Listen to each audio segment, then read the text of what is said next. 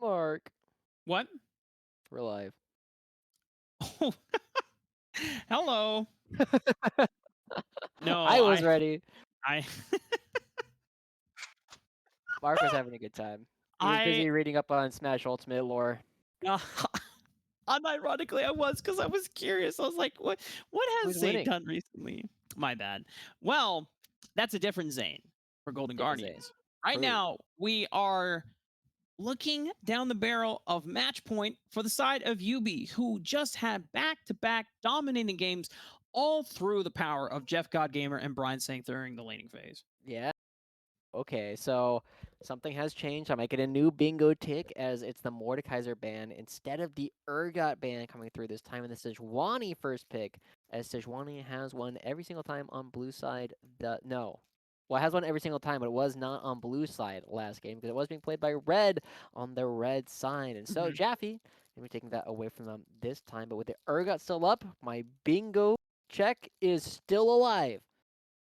Okay. Okay. Now, it probably will not get me a whole bingo, but it still feels better. Like the more spaces you have completed, just it's even if you don't win, you still get like a bit more satisfaction from having a full sheet. What's the last thing that you need? I'm I need a wasn't. UV Maokai. I Oh, need you my need. free space. That's so surprising that It's it been was. bad 4 times. I was even told that TDE had plans for when UB was going to play Maokai, but it sounds like something had changed about their plans. But we do see Ultravox going back on the signature Jinx. I think that's his most played all time in FOF. Mhm. Between both season 5 and season 6, but it is going to be another Olaf coming through, and this is flexible between red and utility monsters. So we don't know Yep. exactly where it's going just quite yet, but I think Raptor is loading into game, which means that I cannot see our draft anymore. I do not see. I do not see the champions. No Help! spoilers. Help! Yeah, we back to it. Okay, we're back. Yeah. Well, Zen going back to the tried and true classic Okay. of the Azir. I want to point out that last time Zen locked in this Azir, Yubi immediately counterpicked with the Vel'Koz, and I think TDE were trying to see if they could force UB into deciding, do they want the priority counter pick into the Azir or do they want to lock Yeah. down a support pick, which they made the choice. Yeah, the one thing I do really like is this Sejuani. Again, we haven't seen Jaffe on any of the champions that he really likes playing in the sideline, right? No Gangplank, it's been up multiple times. No Fiora, it's been up multiple times. And it's a situation where, yes, they can kind of force some of these team fights, but I feel like that's Yubi's strength, right? Like, I feel like you want to play towards the way that you know how to play. Something that Yubi is not as good as responding, because Jaffe is generally a better side laner most of the time Hmm. than Red. He creates more pressure when he's in the sides of the map, whereas Red oftentimes is a better flanker, right? We've been seeing him consistently look for ways to get around the backside of TDE when you actually go for fights. And I think this is TDE starting to buckle down on what has been their weaknesses when it comes to the late game in team fighting. There's been massive laning discrepancies that has given Jeff and Brian massive advantages in gold over Ultravox and Bob Joseph. But even then, like TDE, there's moments where you can see, oh, despite the golden disadvantage, Ultravox and Bob Joseph can still be useful in these fights. The big problem is, as you've mentioned, especially in game 3 and in a little bit of game 2, is that the lack of comfortable front lines available for TDE. We already talked about when it comes to champion pool. Leaves doesn't really have any champions that he can go to that can be reliable frontliners. So it's, and because Bob Joseph is mostly picking enchanters or aggressive supports to gain laning advantages, Yeah. Jaffe's the only person that can pick a tank. Yeah.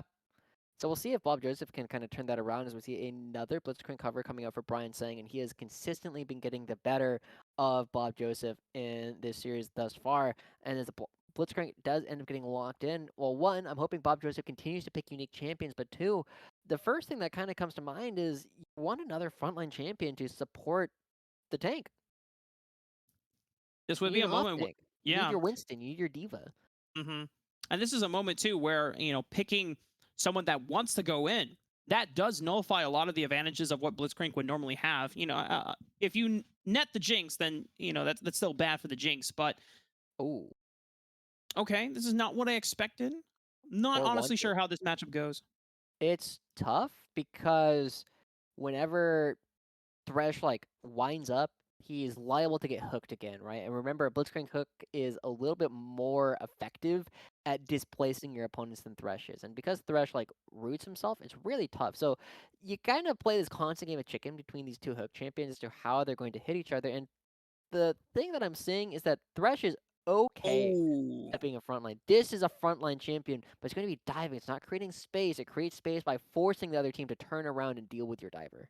And this is the first time where Leaves has gone for a champion that swaps up the effective agency that he has in the game. In the past 3 games, we've seen Lilia and Kane, all champions that want to prioritize farming a bunch of resources in the early game and then hitting a mid game stride where you're much more powerful as a team fighter, creating space, disrupting. But this time around on the Rek'Sai, you don't have to wait until the mid game to really start getting in the faces of YUBI. You can start looking for early plays and looking for that snowball advantage to play through the laning phase. Yeah. I definitely really like this draft a lot better coming out from TDE than the previous drafts I've seen from them. It definitely feels a little bit closer to something like Rex would have played, which I generally thought that we had pretty good drafts. Not gonna toot our own horn too much, but it is definitely a position where I feel like TDE have real ways of coming back. They shouldn't just crumble in any of their lanes unless there is just going to be a pretty big just skill gap that happens in one of the lanes. I really wish instead of Udyr, my bingo chart, I put Bear Champ. Like Udyr or Volibear. Because I could have had. Oh, no, no, no, wait. This isn't bingo quite yet. Damn Yeah. I mean, it. I'm still sad because like what I thought was a free space with the Maokai is just like not there, right? I'm not particularly close anywhere else. Actually, how many bingo slots have you marked off? Because I have 1, 2, 3, 4, 5, 6, 7, 8, 9. I've only marked off 9 and 10 if you include Bob Joseph, no repeats. 1, 2, 3, 4, 5. No, I've only marked off 6. Oh, okay. At least you're one off of bingo. Well, I was one off of bingo because we were so before this fourth game started, we reached out to Brian and Jeff to ask when they got their first kill in lane, Yeah, we and thought it had was it level happen. 2. It was level 3. Yeah, so that would have put me one away from bingo, but I'm um my bingo chart right now is 3 on the right side and Uh, like in a row, and then I have like a diagonal lined up, but it's missing 2. Um okay, okay. I am Just so currently you're seeing aware, a Isaac, gray we screen. cannot see what you're screen sharing. So even if the stream can see it, we're not. Come on, gamers. But in the meantime, yeah. So, oh, we back. We there. Okay. Oh, we're in there. Let's go. Ooh, that hook was wild. Okay. Well, this is definitely an easier lane for Bob Joseph and Ultravox to actually navigate, as long as Bob Joseph is being respectful, right? That's one of the big things. Is again, Mason, Bob Joseph, thinks very highly of his own skill, and he will do things that you should not be able to do, and a lot of times people will just not believe him, and then he's right. But sometimes they will believe him, and then he's going like, oh, well, I guess I'm just dead here. Looking That's a for the hook. minion. Oh no, and they Level get level 2. 2 first. Flipping the game at level 2 potentially for Brian and Jeff. The hook was looking to see if he could predict Bob to flash, but Bob holds his cool, holding his summoner spells. They're trying to all in on the Jeff now, Ultravox, but he's not able to match up to the damage because Jeff is maxing out the flurry from his Q. And now it's a forced flash response and double summoner spells being burned by Ultravox. Yeah, actually kind of wild that Bob Joseph held on to the flash the entire time, but Mark, they're about to hit level 3. They're getting very close. And suddenly, our dreams of another bingo spot are gone. Or just about gone, but it is kind of wild how close some of these fights have been, and definitely a better sign coming out from Ultravox on Bob Joseph that they aren't crumbling some of this early aggression. Yeah. Oh, okay, if Leaves is here and they die before level 3, it still counts. Okay, flash forward, Bob Joseph, having saved that flash, It counts! dodging out off in the predict flash hook from Brian means that it's first blood for the sign to TDE. And it's a level 2 bottom lane kill coming through as Jeff is the first one to fall, and TDE find themselves a bit of an advantage this time around, and the rest of the map is going A-okay as we see that it's Leaves this time ignoring the 6 camp truce that the two junglers have had for so long that he ends up finding a kill on the bottom side. This is the adaptation that TDE were looking for. Finally, a sign of life. We know that Leaves, as you mentioned before, has been... Oh! If that landed... I don't even... I mean, Clovis had burned both summoners as well. That could have been a kill. Yeah, it could have been a kill, especially if Bob Joseph commits. He might die going underneath the turret, but hey, that's the kind of thing that Bob Joseph would be willing to do. It's for the cause. I like it. I like it. It's a good mantra to Choco live didn't seem by. like he liked it a whole lot. But that is okay. Remember to mark off your Choco barking on your bingo sheet as well. But so far, you know, it's just one kill. The game isn't over, and I can't tell if Jeff has like a freeze that he's setting up on the opposite side of the map. But one thing that has been fairly consistent is the fact that Utility Monster has been getting this second gromp. Oh my god. This is almost a solo kill. Oh, but the shield from YUBI. Oh my goodness. You know, that new Olaf W always catches me off guard anytime I like look for 1v1s, and I would understand if Jaffe also got caught off guard as well. Yeah, but unfortunately, I mean, that's a pretty big CS lead already going over to red, and this is kind of what happens when we see Jaffe flip tails. Who was it? Eclipse that we always used to talk about being the flipper player. I mean, there's BCL. Hold on. Oh. Nice return from Leaves. I mean, Jeff had flash, but the CC chain lockdown Flay into the traps. This is a much more cohesive setup from Ultravox and Bob Joseph, and for the first time this series since game 2, this is the time where we see Ultravox and Bob Joseph regaining control of this bottom side of the map. Yeah, so far we're seeing a great play coming through from the bottom side. Bob Joseph doing a good job landing crowd control, Leaves coming down and making sure they can find things. And hey, this might be the first time that TDE find themselves a dragon in the first couple of the game, but YUBI are already contesting. Brian, you can hear in comms, this is illegal. Get him, go boom him. Oh. And on the smite early. Wait, Ultravox! I don't even know how he secured the dragon. Must have been a stray auto attack rocket form, but Leaves is now on the run, but he has tunnels to play with. Here comes Zane, not even level 6, but it doesn't matter because he has the damage, and this is just going from bad to worse for the side of YUBI. Not a Baron Seal, but a Dragon Seal comes through. Ultravox with a stray auto attack picks it up, and it's a total win for the bottom side of the map. Bob Joseph and Ultravox, we said you win or you lose by the way that Bob Joseph is playing, and he is playing fantastic in this game 4 when they really need to push themselves to game 5. A fantastic win, especially as they find another hook. Oh, a hook lands. Can they get the traps locked down? Not quite. No mana. Does not connect. But still, that's a lot of pressure. It's going to be a lot harder for him to actually freeze the wave. But Ultravox not having enough mana, not able to take that one down. But still, finding themselves 2 kills, 2 assists. Well on the way to actually picking up a Mythic. We'll probably get it around 10 minutes at this point. And we've seen what happens when Jeff can get his Mythic at around 11 minutes. Right now, Ultravox, if we can get a chance to look at the goal differences right now, we know that overall it's only 1,000 for TDE. But you're already seeing most of that gold advantage is straight into the pockets of Ultravox on this Jinx. We know that Jinx can get to the later stages of the game, will be able to just completely pop off. If you accelerate that, I mean, TDE are in prime position to bring themselves to a game 5. Yeah, I mean, it's definitely a champion that spikes really hard on 2 items as well, and can really take off if Rek'Sai is also able to find all that burst damage onto a single target. Hey, look at that. Remember, mid laners don't get blue buffs until minute 20 in this series, and so as Least ends up picking that up for himself, we see Brian Sang coming towards the middle lane a little bit, but not going to be finding that hook. I sincerely apologize. Choco was desperately trying to get in, so I stepped away. Yeah. I'm not gonna lie, I heard a little bit what you said. Oh, that's okay. But now we see Bob Joseph caught a little bit. Should probably go down. And yeah, Ultravox making sure that he doesn't go down at the same time. So kill ends up going right on back to Utility Monster, and he is the big bear. We've seen a lot how much of a problem this champion can be when they actually get ahead. And when you pair it with the Olaf, that's a lot of Bash Bros just running down multiple people. And we'll see if Zinzin and Ultravox can actually survive that onslaught later.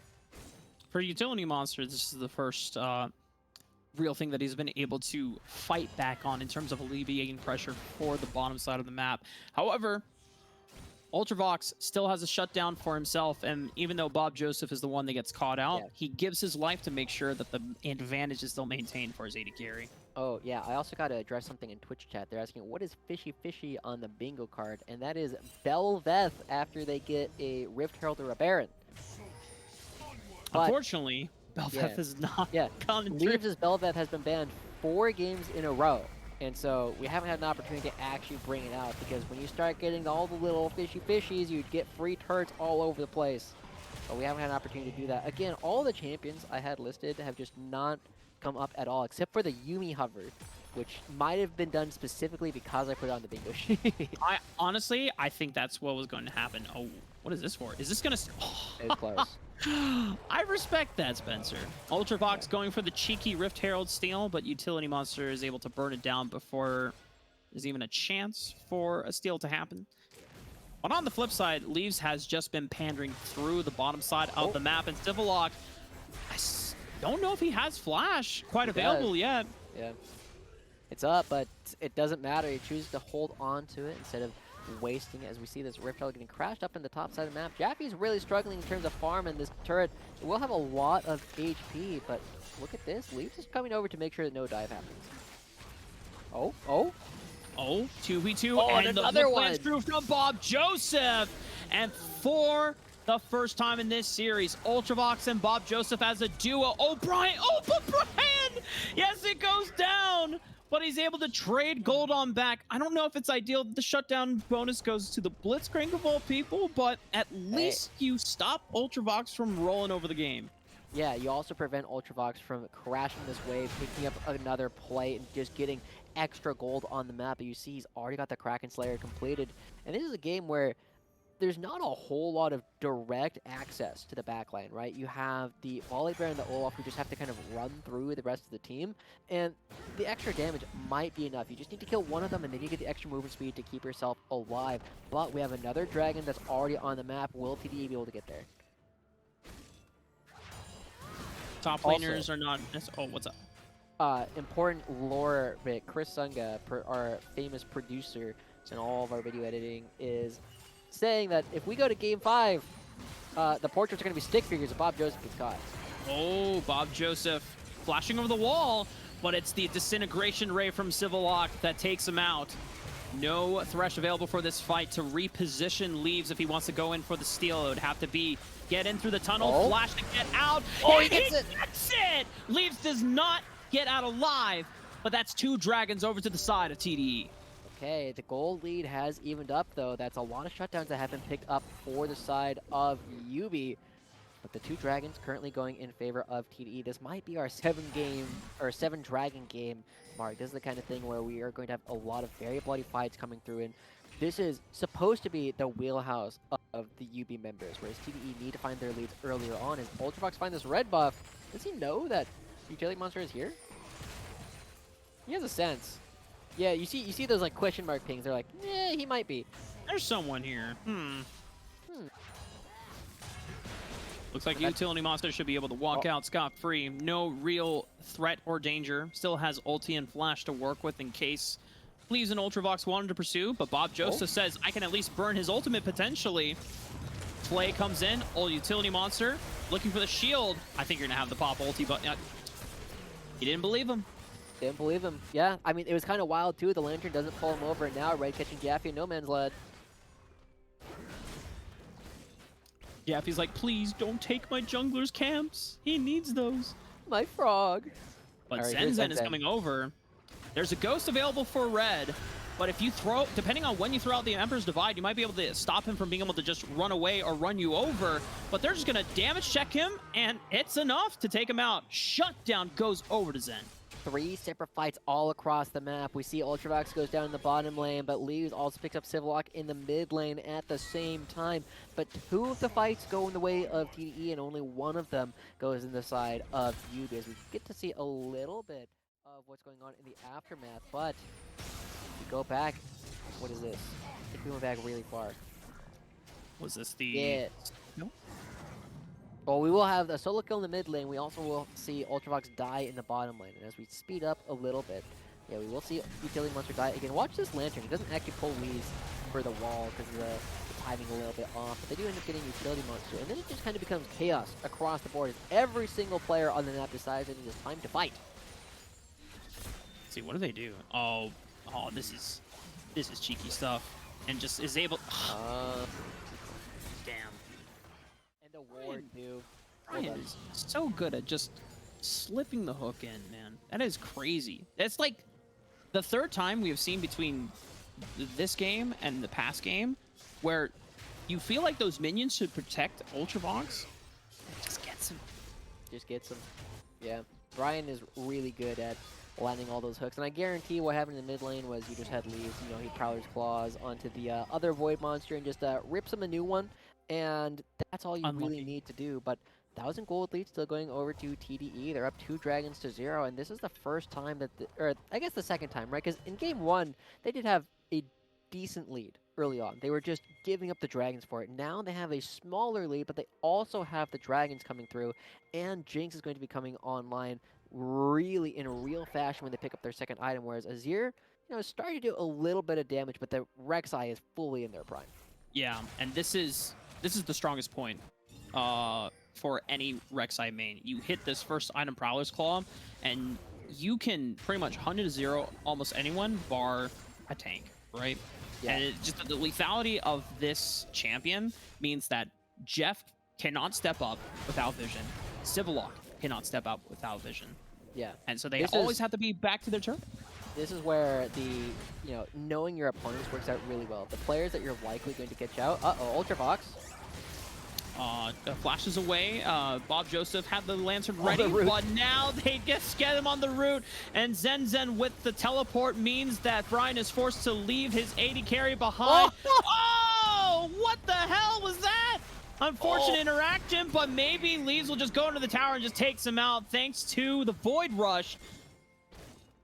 That's wild. That's absolutely wild. Just, again, we see that Leaves and Bob Joseph are really coming alive in the game 4 when they need to. I was going to say, the people that you know are going to be a little bit too far forward. You got Jeff, you got Ultravox, and now Ultravox got again. Get him! Roar! Roar!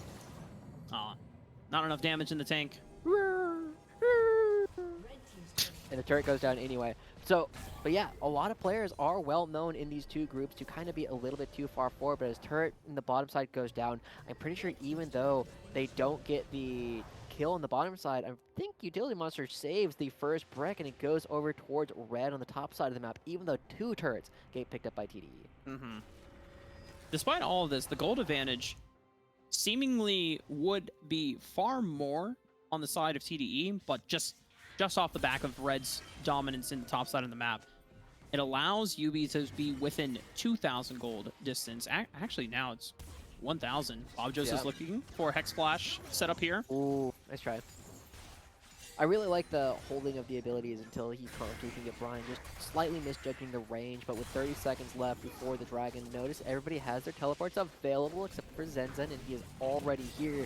And this is, again, this is where YUBI finds their advantages. They control these choke points so well, but they have to give up ground. This is a good point for TD to fight as well. The Mythic advantage for mid lane in respective to Civillock not having been able to complete his Leandries quite yet. Jaffy's already here in position. There's one ward in that Pixel Brush that at least gives them vision of the river. But so far, they look for the pick onto Utility Monster. He doesn't have his ultimate available, has Flash, and they're all inning everything onto him. But they lose out on Ultravox on the left side of the fight, trading out for Vel'Koz. At least Jeff and Red can still clean it up with damage galore. And now the rest of TDE, they lose out on their jungler as well.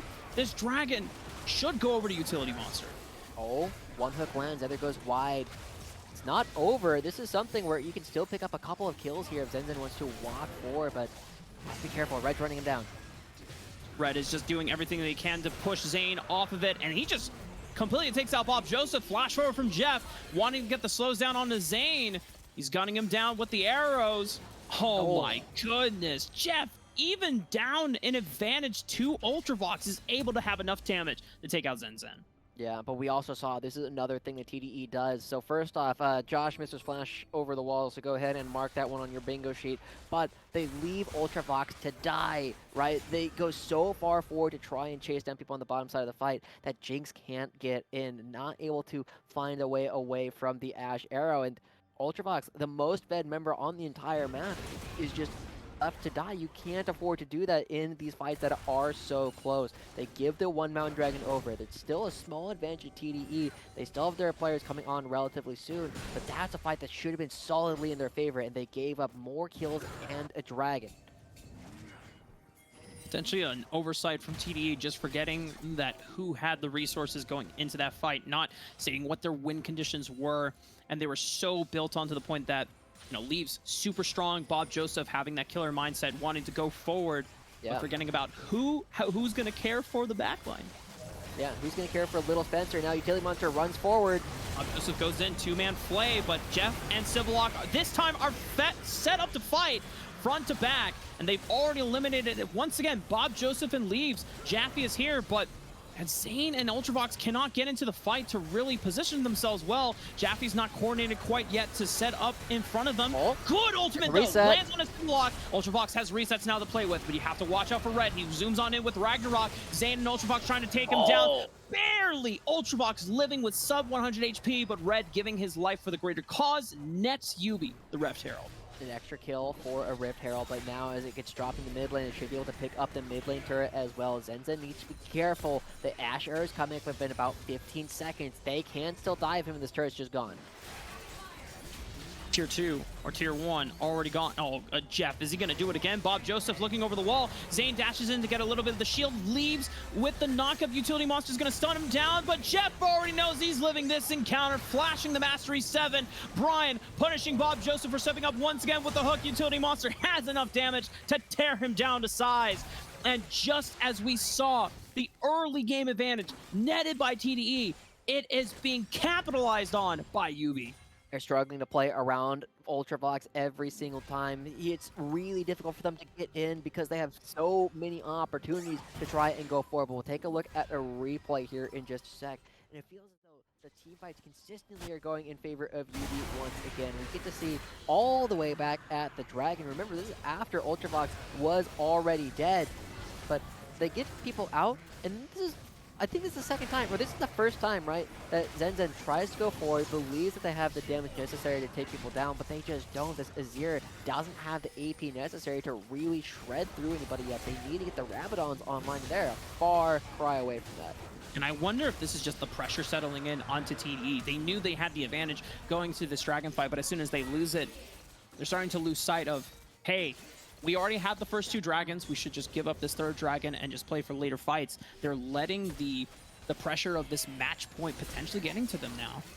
Yeah, and we know Bob Joseph is one of these players that is so wowed in a lot of these fights. I'm curious to see if I could listen in to what they were saying, but so far, gold's still relatively even. We still have 4 minutes before the next dragon actually spawns. And is this... Oh, this is back during the Rift Herald. All right, we get to see this one as well.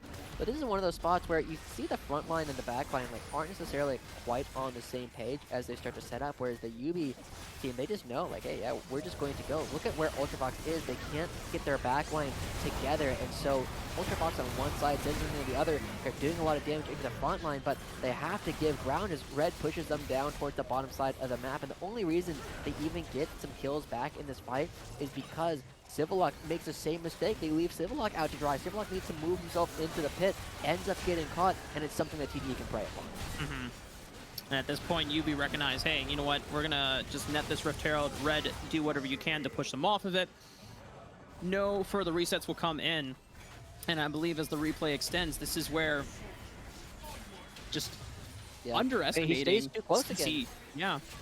Zenzen is not respecting Jeff God Gamer whatsoever. Jeff God Gamer is just going to take fights whenever he can. You see that even with a small shield, it doesn't matter. With the amount of stun clickers that there are on the side of YUBI, something that they love is just characters that have very easy crowd control. They can't really do anything, right? Rek'Sai goes in by himself, just gets crowd control and dies.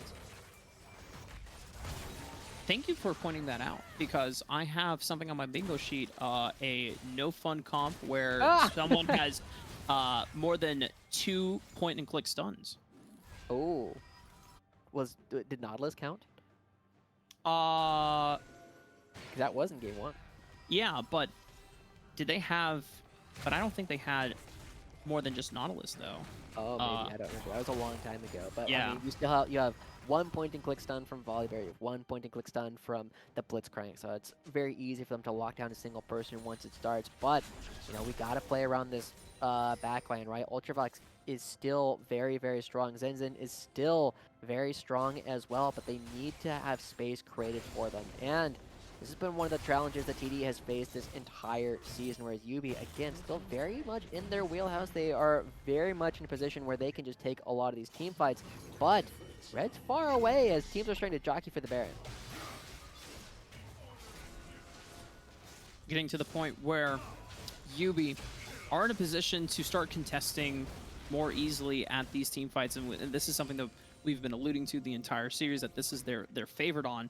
And for TDE, this is such a tough position to bounce back from after gaining that laning advantage. How do you come back from the mid-game disasters that have occurred this game? Well, this is the kind of thing where you need that stable voice, the sultry, dulcet tones of Zane, Zenza, Nelson to really bring it back and calm everybody down. But it looks like he's also been in on the hype. Oh no, and just the no fun comp, multiple CC chain, locks down the heart and soul of the team for TDE. And here comes Zivalock flashing forward, disintegrating the members of TDE right before their eyes. 2 members fall, another great flash hook from Brian saying, locks down the jungler for TDE. No one falls from the side of YUBI as they're just gonna disable the turret. Utility Monster just throwing it out. They're pushing in for, oh, okay. I thought they were going to push for the inhibitor, but Baron is just as damn good. They're going to find a whole lot, and YUBI is so close to cementing their spot in yet another finals appearance here in FOF Mythic, going up against SLR, the team they already had to fight tiebreakers against at the end of the season. Now they're looking for opportunities to play against them yet again. It's been a absolutely bloody game. It looks so good for TDE, but the exact same advantages that they had against SLR in game number 5 are now coming back to haunt them. They had a very strong AD carry. They had beautiful opportunities to try and take some of these fights, but they're not able to play the side lanes. Jaffe is on a character that cannot create pressure, and suddenly Bob Joseph, looking for all these engagers, are getting turned around because players like Jeff are just willing to call his bluff. Mm-hmm. And I think Jeff and Brian are players that are never afraid to... Oh, no. Maybe Zane can get out, flashing away. Good Crystal Enchanter arrow from Jeff stops some of the members of TDE in their tracks, but now they're just running them through. Leaves cannot get in position or really threaten anyone from the back line because the rest of the front line, he has to defend Ultravox being run down, but Zivalock from around the corner, Disintegration Ray is going to leave Leaves ready to be scrabbled upon by Utility Monster, and YUBI are running TDE down once again. They turn their attention towards the Dragon. That's going to take out Jaffe on the tower. Maybe it turns out to be a trade, but Utility Monster way too damn tanky, and they don't even need the Dragon, Josh. They just might push for the inhibitor, maybe the end. It's hard to end the game right now, right? You have a lot of members coming up relatively soon, but this is a fantastic fight. Suddenly, this game is oh my god, in the lead, and they're looking. YUBI, a team that were taken out by YOLO, but given another chance at life in this tournament bracket. Here comes Bob Joseph, looking to defend everything for the title, for the chance to go back up against SLR and TDE. They're not out. Ultravox is going to be able to reset and push YUBI away. At least they keep the game going, right? That's the next step in order to try and take things down, but look at how much struggle they're having in order to take down any structures. They don't have waves. They can't push out. Utility Monster is already taking away so much of their jungle.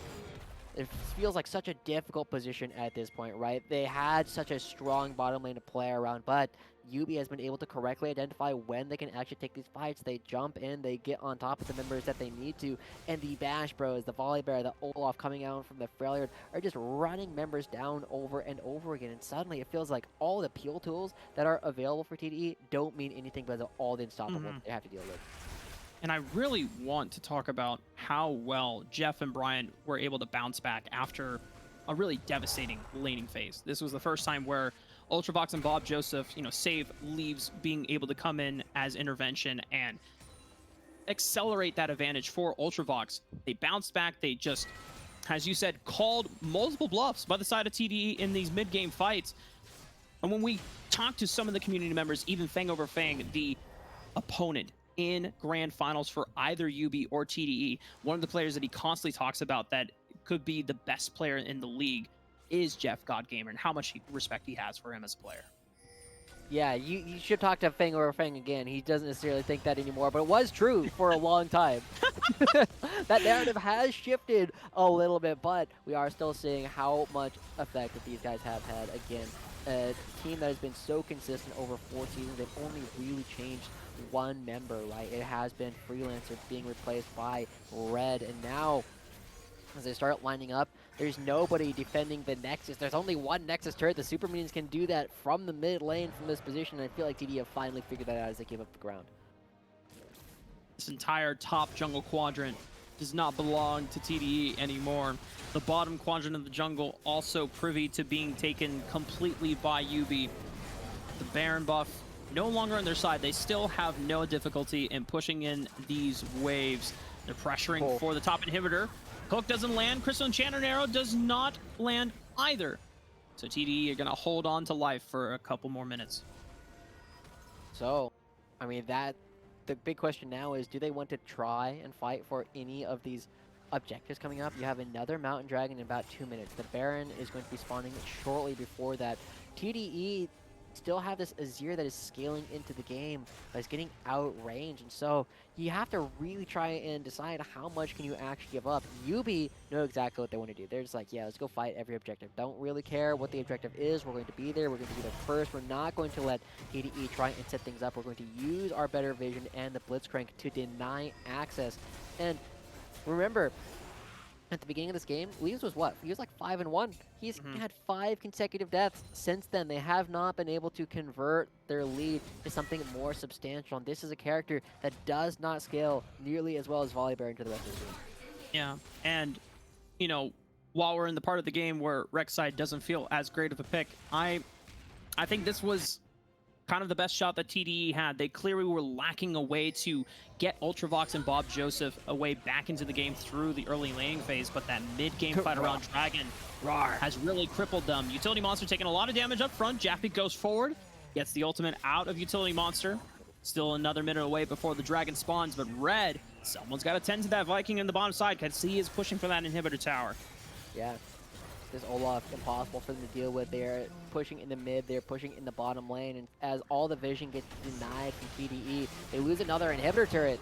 Zane swoops on in, pops the Zhonya's Hourglass, but Jappy can't really help him. I think Zane just goes down easily to Red. No one from the side of TDE was really able to help him in that excursion, and now it's 5-on-4 advantage. Jappy already chunked out. Bob Joseph goes in for one last-ditch effort, but the Disintegration Ray just tears them apart. The front line is gone, and it's only Ultravox, it's only Spencer to defend against the remaining members of YUBI, but it won't even be a chance.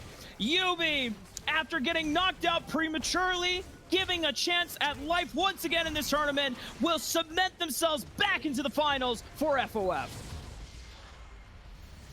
Have to play up against SLR yet again. The fabled showdown, Fang over Fang and the rest of the team that he put together at the last minute. Now going to be going up against YUBI, the 3-time heroic champions, now trying to find a championship in Mythic as well. The scriptwriters were not satisfied that YUBI were not there. They needed to see the economic battle of YUBI versus TDE. They need to see YUBI in the finals once again, and wow, that was outside of game 1. It was 3 straight games of domination.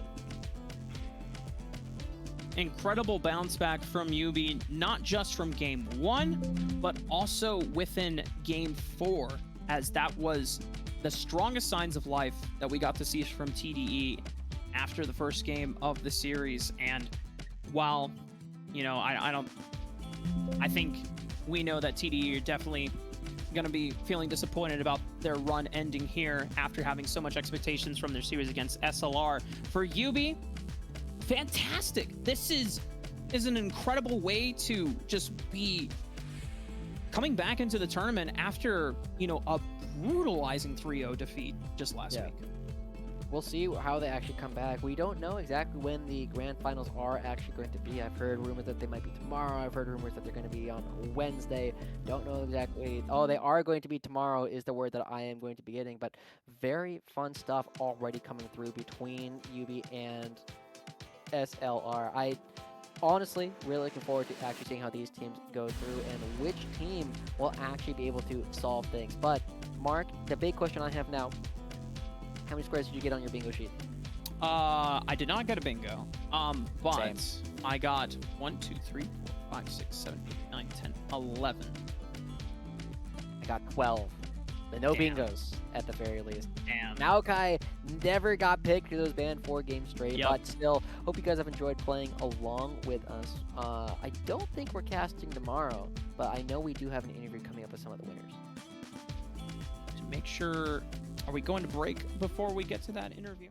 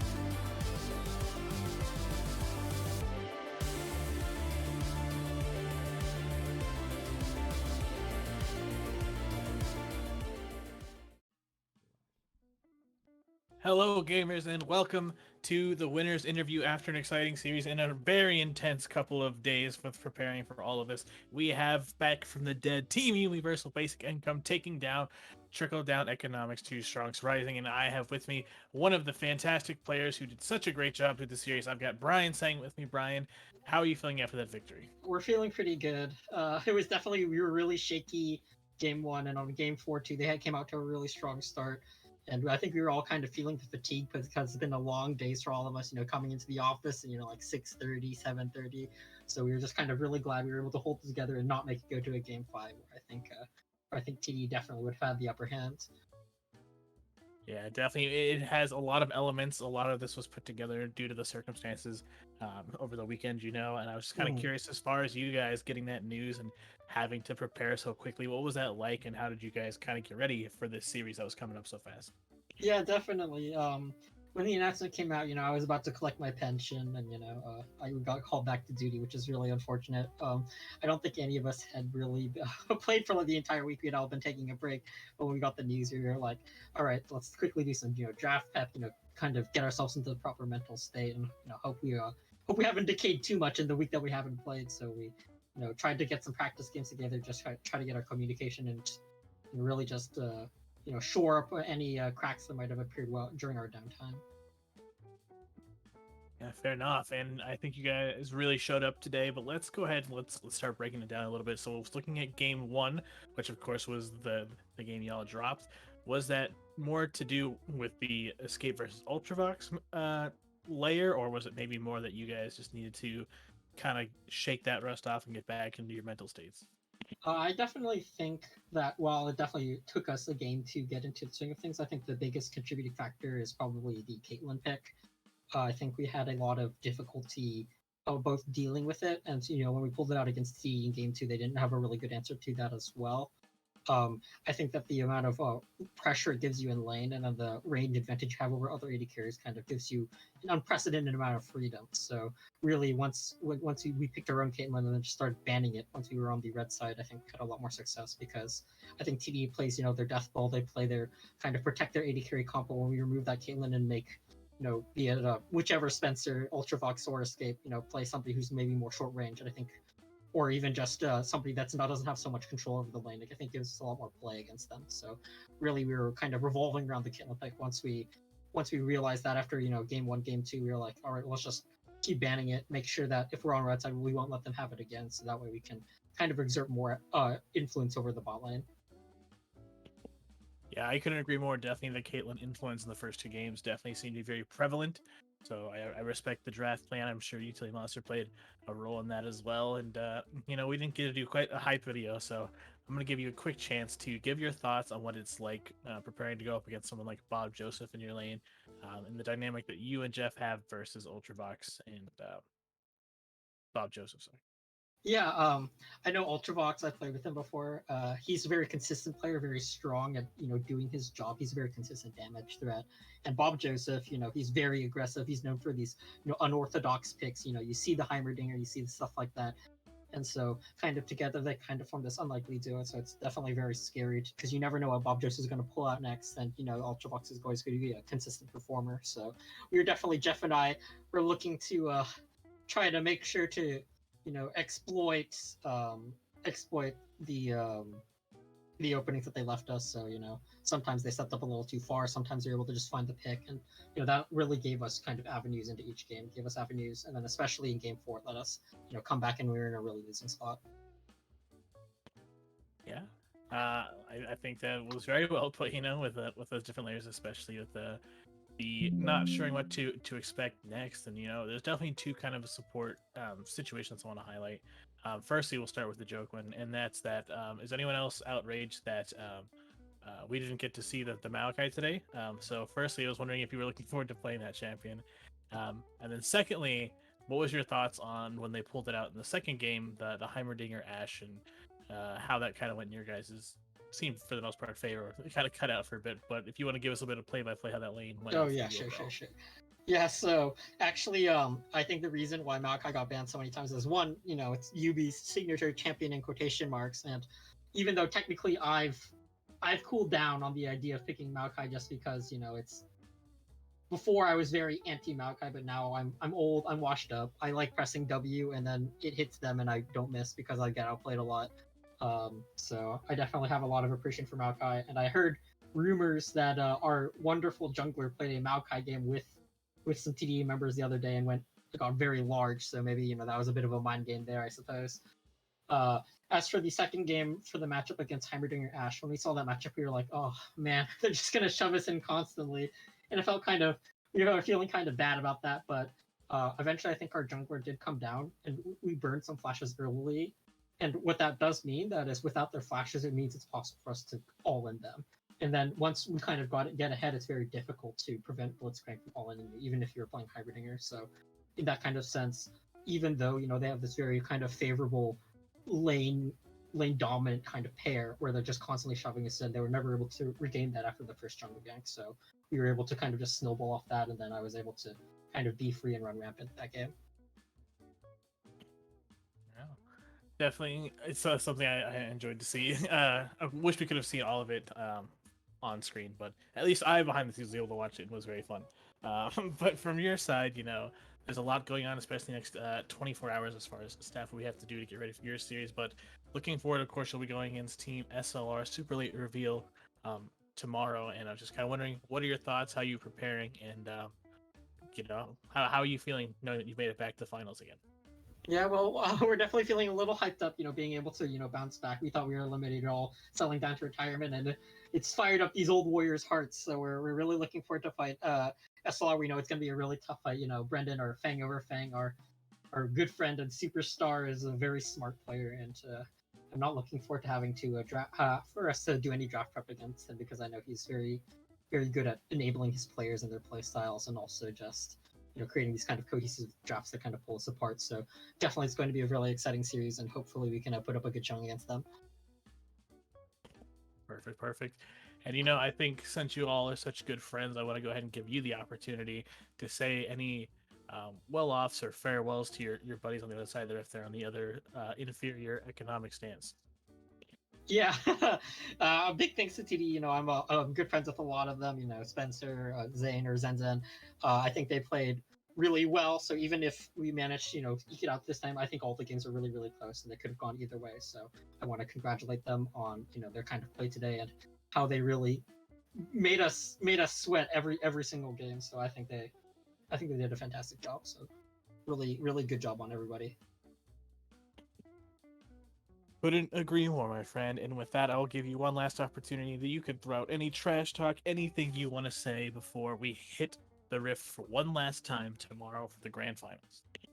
Yeah, just a big thanks to all the staff for arranging this. I know it's been a short schedule, so hopefully we manage, to get it all done on Tuesday. We wouldn't want the preseason patch to come out, so we're definitely. I know it's been a big rush, and we really don't want the new season to start, especially when the finale of the tournament is so close at hand. So big thanks to all the staff for pulling everything together and making sure everything's running before the big day. Absolutely, and we appreciate all you guys' thanks, all the support you've given us in the Discord as well. Big shout out to Raptor, who stepped up, especially in his role as a TO, and of course running the broadcast today, and Chris Edgeworth, who's helped behind the scenes make that happen with his technical difficulties today. With that, we have got some work to do, ladies and gentlemen, and other non-binary friends. We have the world's fastest finals production turnaround ever challenge being taken on by the man, the myth, the legend, Chris Sunga himself. You'll have to tune in tomorrow. Sounds like the matches are going to be at 5 to 5:30 PST tomorrow when SLR and YUBI take it on. And will we have a new champion, or will YUBI continue their cat dynasty? See us tomorrow at FOF Esports, that Twitch, whatever. You know the link. Just transmission me after I'm out. It's late.